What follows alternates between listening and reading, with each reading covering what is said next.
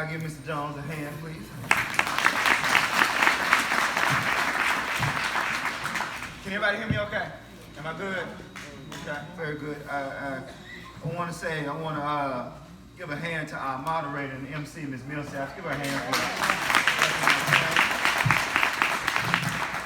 Of course, to Deacon Shumpert Watts, NAACP President of Jasper County, who gave up his life of fame and fortune because he wanted to be like Jesus and be a feet washer, showing himself to be a true shepherd of his people.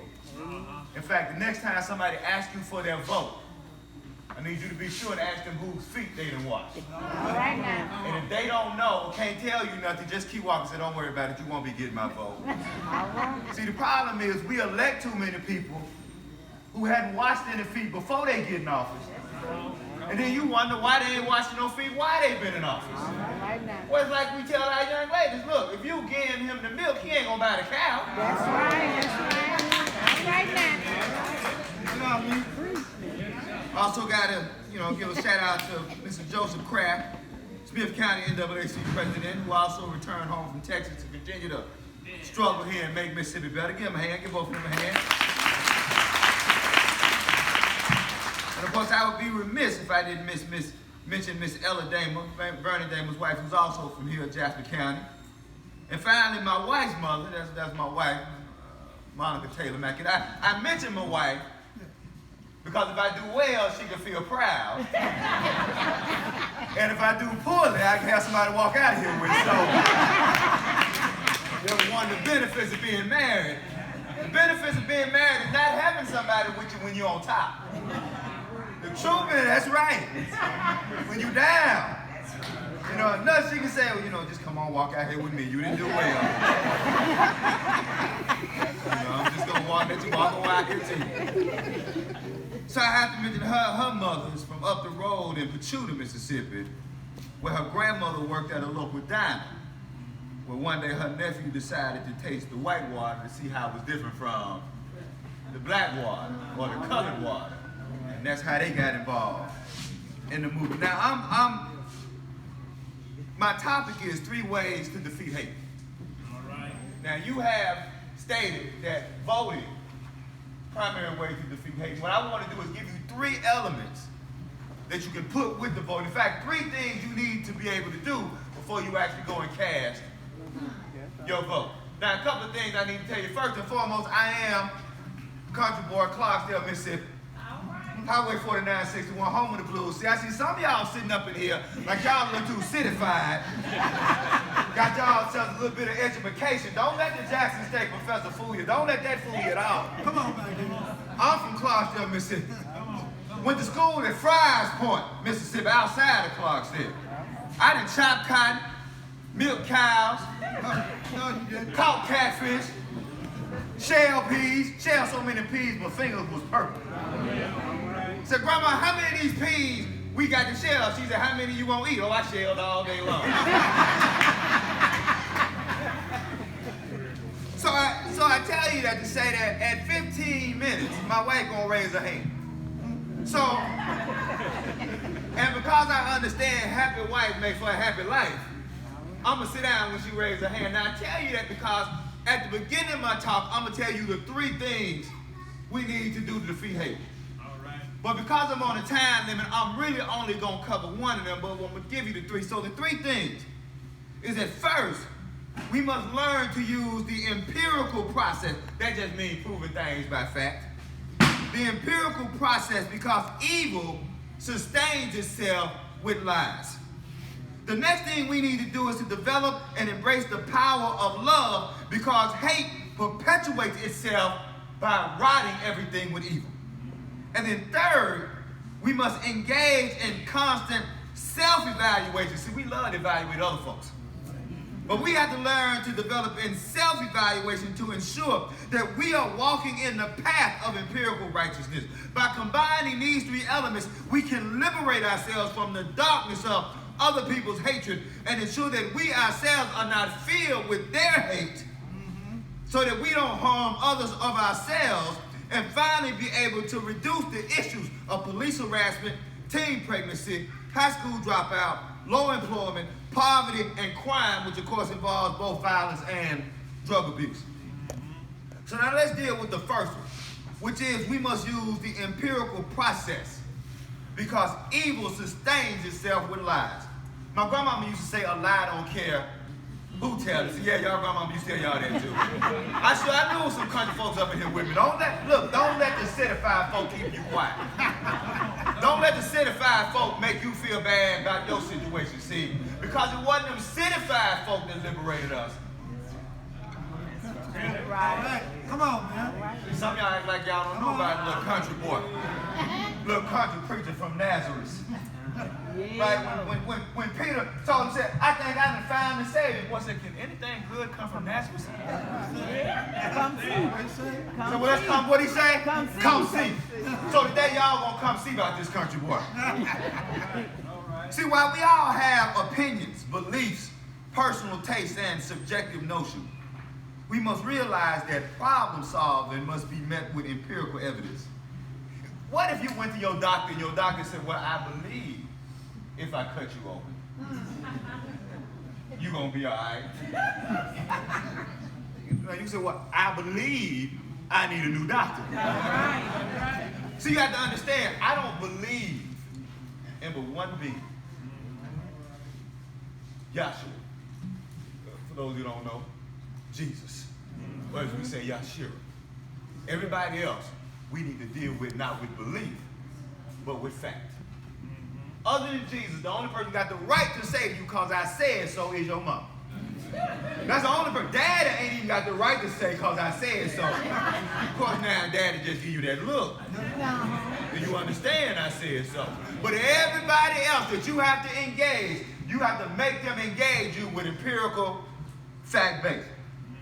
As such, for Afro-Mississippians and all Mississippians to improve our state, we must learn to juxtapose, that's just a fancy word for compare, juxtapose what we feel and what we believe is wrong in our state with what the evidence shows us is wrong with our state, so that those who desire to remain in the shadow of hate cannot continue to confuse us with their blanket of lies. See, truth based on empirical knowledge is the light that is needed to escape the cave of white supremacy. Or to put it another way, I don't know any roaches who like it when you turn the lights on. And fact is the light that helps us get rid of some of these roaches who manifested themselves in the dark. Even the Apostle Paul said we must do what? Study. There we go. So if you're wondering, if you're wondering why your faithful church going has not liberated you from neither your own sin or the hell of white supremacy, it's because you're doing too much hooping and hollering and not enough studying of the text to obtain Jesus' liberating power that will enable us to be resurrected from the grave of white supremacy. So we must ask ourselves, how long do we desire to wander in the wilderness of ignorance simply because we're too lazy or too cowardly to study, to show ourselves approved? Right? See, this relates to what we like to all call, we all got our little personal truths, right? Well, see, the problem with a personal truth is that it can easily be devolved into what James Baldwin called selective naivete, or what I like to call being purposefully ignorant. Now, what does it mean to be purposefully ignorant? It means that we don't want to know the truth because we don't want to do any work. See, we say if you know better, you'll what? So the reason some of us don't want to know better is because the last thing we want to do is do better. All right, come on with it. So what we want to do is just enough. I'm going to pay just enough tithes. That's right. I'm going to attend just enough school. I'm going to do just enough work. And then wonder why you can't get no raise or promotion. See, by behaving that way, y'all become just like some of my students. They say, Mr. McInnis, I'm going to do just enough to pass. And by the end of the semester, they done just enough to earn a D. And then they ask, Mr. McInnis, what's this? I say, it's your grade. You earned just D enough.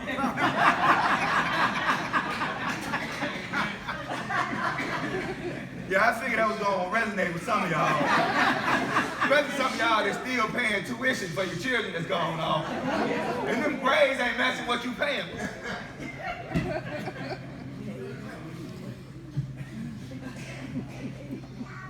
See, so my students find themselves with low grades because they have embraced their studies from an emotional perspective and not from an empirical perspective. And the same is true how we adults address our community. We need to stop addressing our issues from an emotional standpoint and start addressing it from an empirical standpoint. Stop reacting to crime and poverty emotionally and start reacting to it empirically. For instance, African Americans commit the most crime in Hinds County, so we say black people must be bad. But guess who commits the most crime in Rankin County, or the most crime in Madison County, or the most crime in Hancock County? Now, because white folks commit most crime in those counties, do we say white folks bad? No. Because we emotionally react rather than empirically react. African Americans represent 14% of the American population, yet we commit 16% of the crime. I'm cool with that. That's our quota, right? We good, right? Because that means that somebody else is committing 86%. Because that's their quota. So how is it that black folks are the face of crime when we don't even commit the most crime? And regardless of what our local and national news programs show us daily, white people are still committing more crime than black people. Let's be empirical. According to the FBI 2016, so this ain't 30, 40 years ago. I'm talking about a report done just a couple of years ago. The 2016 crime report in America, African Americans, we commit more murders and robberies than whites, okay? So that's our portion. Watch this.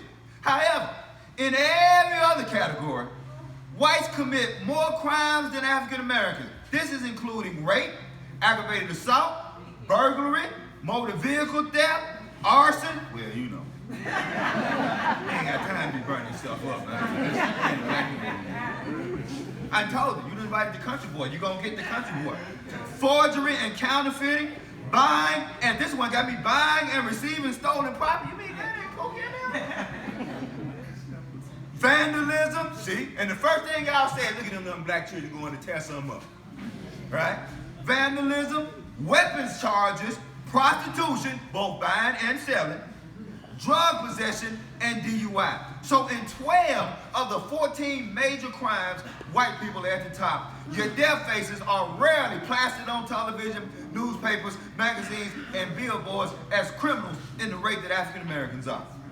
Now, of course, homicide is considered the major crime on which African Americans commit 53%, whereas whites commit 45%. Yet while whites commit 45% of the homicides and lead in all but 2 of the major crime categories, why did they only represent 30% of the people in jail? Why? Because we are reacting emotionally to the issue rather than reacting empirically. It would seem that if one race is committing the most crime, then that race would be the most incarcerated population. But alas, this is not the case, because again, we are acting emotionally rather than empirically, right? Now let's address another issue, which is why violent crime is so high in the African American community. Well, every study, and I want to emphasize every study, from the 1968 Kerner Commission to the 2014 Bureau of Justice Statistics report shows that there's a direct link between poverty and violent crime. Moreover, there are 2 facts that should impact how we all feel about both race and crime. Watch this, quote, poor persons living in urban areas had violent victimization rates, 44%, similar to poor persons living in rural areas. So whether you were living in the city or the country, if you were poor, you would suffer the same amount of crime. And quote, poor urban blacks had the same rate of violence, 51%, similar to poor urban whites, 56%, end quote. As such, since 1968, every study has shown that no matter where one lives or one's color, if one is poor, one will more likely be a victim of crime and more likely to commit crime. Therefore, poor white people are committing crime at the same or a greater rate than poor black people. So the real question is if we know this to be true, why are we living the lie by refusing to solve the problem of crime in America by solving the problem of poverty in America? Let me be very clear. Every study shows if you solve poverty in America, you will definitely solve crime in America. But we must be willing to remember, we must always remember that white America has always been willing to endure a certain amount of crime. They call that collateral damage to ensure that they have enough poverty. Now, why would white America want poverty? Because poverty ensures that you have a permanent labor base. See, if I can keep you poor and uneducated, that limits your options. And when you are poor and uneducated, you have to take whatever job you're forced to take. Does everybody understand? So once we didn't understand that empirically, we can begin addressing the notion. See, you have to understand, every school that ever gets an F rating, guess what? It's in a community where the employment gets an F rating and the poverty gets an F rating. So if you want to improve that school, improve the poverty of that school by improving the employment of that school. I told you the 1968 Kerner Commission, right? Here's what's interesting about the 1968 Kerner Commission. It told us in 1968 something that we already know. I'm always amazed that white people like to spend millions of dollars to conduct studies. When they just come to the hood, we could have told them that for a 2-piece of the biscuit. We'd have been happy to share that information to them. After millions of dollars, the Kerner Commission said, oh yes, we found that there are 2 Americas. One white, one black. One with means and one with not. Separate and unequal. And all the black people in America in 1960, they finally said, well, white folks finally got something right. Let me tell you the problem with that study. 1968, right? Well, in 2880 BC, a brother named Hotep for short. And if you understand African studies, Hotep now just simply means what's up. So when you see a brother in the African garb, you say Hotep, just say what's up, brother. But Hotep was a scholar. And in 2880, he said the number one way to create a peaceful and organized civilization is to properly educate every man and woman. 2880. So black folks have been trying to educate white folks for a long time. Right? Think about that concept, y'all. Crime is about 2 things. Social and employment. Every crime ever created is a social crime or an employment crime. That's why we don't want young men, no matter the color. That's why we don't want young men dropping out of school, particularly before they finish high school. Because what education does is not only reading, writing, and arithmetic, it also socializes you. And a 6th grade boy thinks that the proper reaction to you hurting his feelings is punching you in the face. So he has to be socially educated to know that violence is not the proper reaction to having his feelings hurt. Does everybody understand me? So then if we didn't properly socialize young people in the educational environment, we reduce violence. Secondly, if we give everybody a skill. Let me say that again. Give everybody a skill. That's right. And a skill is not just something found in a university. One of the things that we stopped doing, black people, is representing and loving and admiring all levels of skill. Right? Now I got several degrees. I've written 8 books, published poems and short stories and essays in magazines all over the world. But when my air broke down, I called the brother to come fix my air. Brother came to my house, stayed there 15 minutes, fixed my air, charged me $250. I said, I'm in the wrong business. I ain't never got $250 for 15 minutes worth of work. 2 days later, the washing machine broke down. So, oh, you trying to tell me something? Called another brother. Brother came out, 15 minutes, charged me $250. Again, I'm in the wrong business. So we have to understand that if we don't fix education, we never will fix the problem. Now, my wife raised her hand, now she gave me that look. She's gonna look away now. So I'm just gonna quickly cover the last 2, which is about love. Jesus gave us 2 commandments. Right? Ain't but 2. Right? First, love the Lord thy God with all your heart, all your soul, and all your mind. And the second one is likened unto it. Love your neighbor as Yourself. Our problem is we haven't really heard Jesus. Because Jesus has told you, you can't learn your neighbor till you love. And black people have not been taught to love ourselves. Carter G. Wilson says in his book, The Miseducation of the Negro, that by the 11th grade, black children are taught to love everybody and hate themselves. You said it. So you got to understand, I can't love you if I don't love myself. And the one thing with which we've never dealt with in our community is self-hatred. And until black people deal with self-hatred, we can't be loving to anybody else. We're going to continue to kill each other. We're going to continue to rape each other. We're going to continue to rob each other. Because if I hate myself, when I look at you and you look like me, I'm going to hate you too.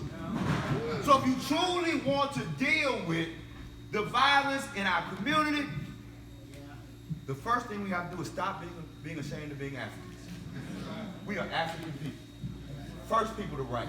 All right. First people to calculate math. Sin. First people to have a government. Sin. First people to see what the rest of the world was like. Sin. If you don't understand that and teach our children that, then the last aspect, and I want to say this and I want to get it clear, it is engaged in constant self-evaluation to ensure that oneself is walking in the path of righteousness. Most people don't lose debates because they're wrong. Most people lose debates because they're not well researched. Paul said you got to put on the whole armor. See, the reason Paul said you got to put on the whole armor because just like you out there spreading the word of love, there's other people out there spreading the word of hate. Now, how you going to roll up on somebody and convince them to love, convince them to vote, when you don't know all the reasons to love? You don't know all the reasons to hate. And part of that is we have to learn to evaluate ourselves on a daily basis to ask ourselves, am I walking in truth and righteousness? So here's what I tell all my young people. So all young people, I need you to start doing this. Every night before you go to bed, you need to ask yourself 3 questions. What have I done to improve myself? What have I done to improve my family? And what have I done to improve my community? Now let me be clear with you. Most nights you're going to go to bed and your answer going to be nothing at all. But here's the thing. If you don't ever ask the question.